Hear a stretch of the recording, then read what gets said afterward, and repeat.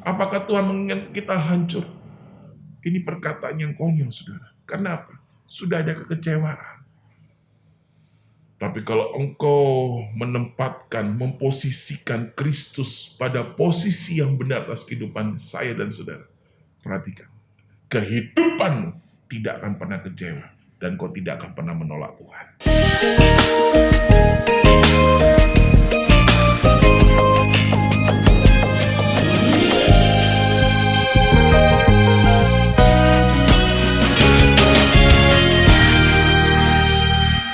Salam sahabat Roland Tuntut yang berbahagia, berjumpa kembali dengan saya Roland. Saya percaya hari ini adalah hari yang berbahagia untuk kita nikmati, untuk kita rasakan. Karena apa yang Tuhan berikan adalah hal yang sempurna, saudara. Rasanya mengecewakan yang kita hadapi kadang-kadang, saudara. Tetapi percayalah, di balik kekecewaanmu ada hal yang sempurna dalam kehidupan kita. Amin. Maka nanti saudaraku yang terkasih, sebelum kita akan mendengarkan kebenaran firman Tuhan, mari kita berdoa. Mengucap syukur Tuhan karena kebaikan, anugerah, kasih setia yang Tuhan berikan dalam kehidupan ini. Kami percaya bahwa hal yang baik, yang sempurna, yang adil, Tuhan tetap nyatakan dalam kehidupan kami. Di saat kami melangkah dengan pimpinan Roh Kudus, sebentar kami akan mendengarkan kebenaran firman Kau Bapa. Kami percaya dengan firman Kau akan menuntun hidup kami lebih sempurna lagi. Di dalam nama Tuhan Yesus, kami sambut firman Kau Bapa. Haleluya. Amin.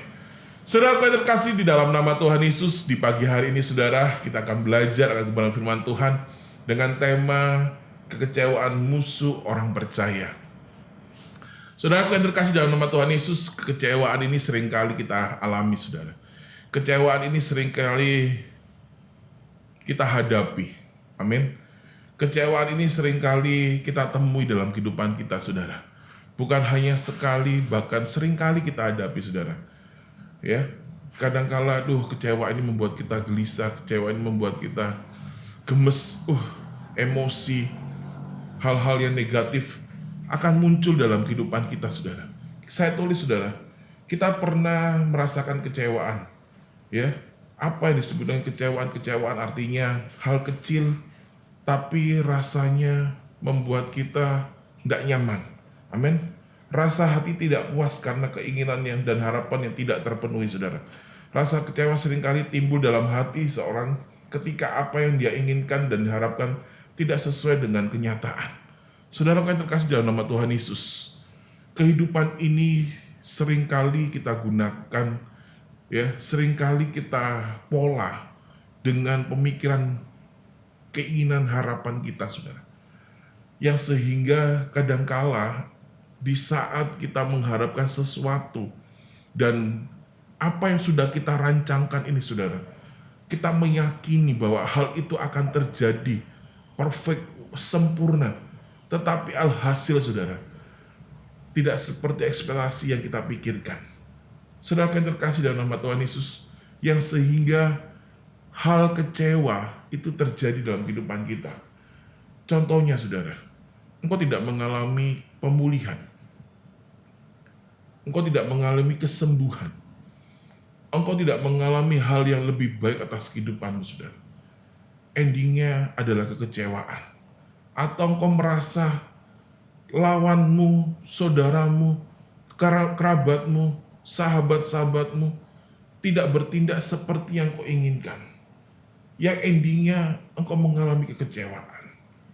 Saudara yang terkasih dalam nama Tuhan Yesus, segala sesuatu yang ada di bumi ini kadangkala membuat kita tidak nyaman. Yang endingnya adalah kekecewaan. Tetapi satu hal, saudara, rasa kecewa seringkali membuat kita menyalahkan keadaan sekitar. Amin. Terutama sering menyalahkan Tuhan Yesus dalam kehidupan kita, dikarenakan apa yang kita inginkan tidak sesuai dengan harapan kita. Kalau kita berpikir kembali, saudara, ya, dengan kehidupan yang kita alami, dengan kebenaran yang sudah Tuhan berikan dalam kehidupan kita melalui firman-Nya. Perhatikan, saudara. Yesaya 55 yang ke-8, dia katakan, rancanganku bukan rancanganmu. Amin. Tetapi rancangan Tuhan itu adalah rancangan yang terbaik. Bagaimana kita bisa menghadapi kehidupan ini, saudara? kalau engkau terus menggunakan pikiran kita, logika kita, hati kita. Tapi endingnya kekecewaan, saudara. Tapi endingnya ketidaknyamanan atas kehidupan kita. Kita buka firman Tuhan, saudara. Dalam Yohanes 16 ayat yang pertama dikatakan, semuanya ini kukatakan kepadamu, ya, supaya kamu jangan kecewa dan menolak aku. Semua yang terjadi atas kehidupan ini, ya, semuanya itu sudah tertulis. Semua yang ada di bumi ini sudah ditulis oleh Tuhan. Yang akan terjadi sebelum terjadi, itu Tuhan sudah nyatakan dalam firman-Nya. Maka karena itu ada firman yang berkata, semua ini kukatakan kepadamu supaya kamu jangan kecewa dan menolak aku, saudara. Ini firman Tuhan. Sia-sia kau kecewa, saudara. Saya punya pengalaman banyak hal dalam kehidupan saya, saudara, tentang kecewaan. Endingnya saya pendam. Ya, endingnya saya pikirkan. Timbulnya apa? Sakit hati, saudara. Rasanya nggak nyaman. Mau ngapain males. Mau bertindak ogah-ogahan. Nggak ada kenyamanan atas kehidupan ini. Tapi firman Tuhan katakan, kau harus tetap berbahagia. Bagaimana Tuhan aku bisa berbahagia dalam keadaanku seperti ini? Ya, kecewa. Yang adanya lah kecewa. Memohon pertolongan kepada seseorang tidak ada jawaban. Endingnya kecewa, sakit hati. Ya, pada pagi hari ini, saudara, Tuhan jelas menyampaikan firman-Nya dalam kehidupan kita. Semua yang tertulis, ya, semua ini kukatakan kepadamu supaya kamu jangan kecewa dan menolak aku. Amin, saudara. Kalau Tuhan sudah mencatat, saudara, kalau Tuhan sudah menyampaikan dalam firman-Nya, kalau engkau mengerti, ya, saya percaya apapun yang kita hadapi, engkau menggunakan pikiran firman, engkau menggunakan hati Tuhan dalam kehidupan, semuanya akan indah tepat pada waktunya. Coba, saudara, kita sadari bahwa di saat kecewaan terjadi dalam kehidupan kita, apakah kita sudah pernah berpikir, sudahkah kita bertindak dengan caranya Tuhan? Apakah kita sudah melangkah dengan pimpinan Roh Kudus? Pada waktu Petrus, ya, menghadapi badai di danau, saudara, ya, dia menggunakan apa skill yang dia miliki. Dia merasa mampu, ya, karena dia seorang nelayan yang hebat, ya. Tapi perhatikan, pada waktu badai menghadapi dia, endingnya apa, saudara? Dia bertanya pada Tuhan. Dia kembali kepada firman. Dia kembali kepada sumber kehidupan. Ya. Tapi endingnya apa? Dia bertanya dengan perkataan yang konyol, saudara.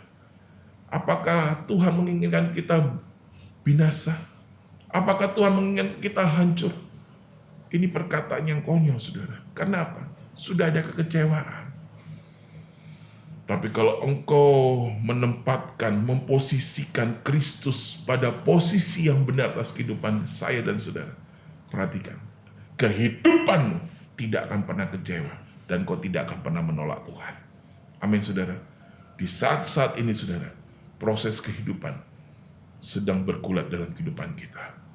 Tapi percayalah, kalau engkau mengandalkan Tuhan dengan cara yang benar, dengan kebenaran firman yang Tuhan pimpin dalam kehidupan saya dan saudara, saya percaya tidak ada kekecewaan dan kau tidak akan pernah menolak Dia.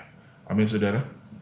Percayalah, selama ini seringkali kita menyalahkan Tuhan dalam kehidupan, padahal sebagian besar masalah yang kita hadapi seringkali sebagai akibat dari kesalahan dan ketidaktaatan kita sendiri, saudara. Amin.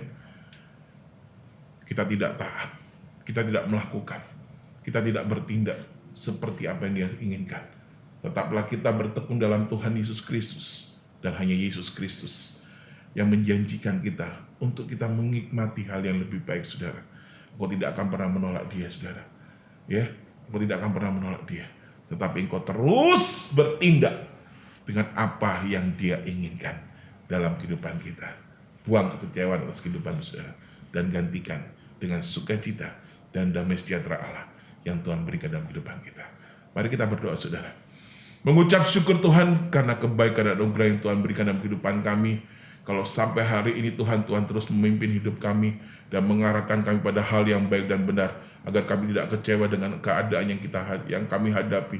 Karena kami percaya Roh Kudus, Engkau adalah Yehova atas kehidupan kami. Engkau Allah yang setia, Engkau Allah yang ada atas kehidupan kami, untuk kami mengalami hal yang lebih baik, yang sempurna, seperti apa yang Kau rencanakan atas kehidupan kami.